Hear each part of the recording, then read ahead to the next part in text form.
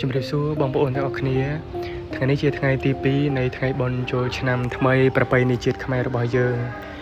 ដោយឱកាសបុណ្យចូលឆ្នាំនេះផងដែរខ្ញុំបានសម្រាប់ពីការងារក៏បានមកភូមិកំណើតរបស់ខ្ញុំដើម្បីជួបលោកយាយនិងអ្នកម្ដាយ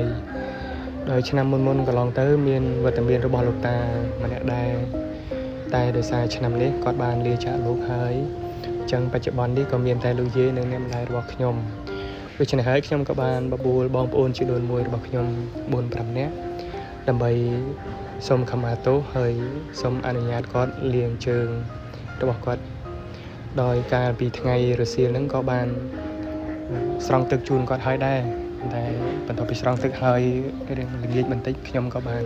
សូមគាត់លាងជើងម្ដងមុននឹងជូនតាយាទានមាននំមានទឹកដោះគោសម្រាប់ជំនួយឆ្អឹងនិងភេសជ្ជៈថវិកាមួយចំនួនផងដែរ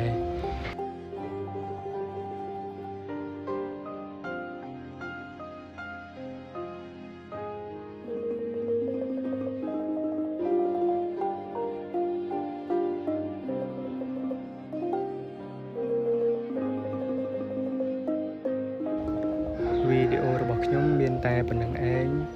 ជាចុងក្រោយសូមជូនពរបងប្អូនទាំងអស់គ្នាក្នុងឱកាសបុណ្យចូលឆ្នាំថ្មីនេះ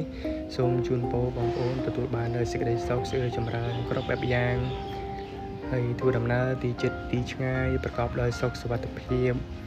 និងបំពេញកិច្ចការងារក៏ទទួលបានជោគជ័យសូមអរគុណសម្រាប់ការទស្សនាវីដេអូមួយនេះរហូតដល់ចប់សូមអរគុណសូមជម្រាបលា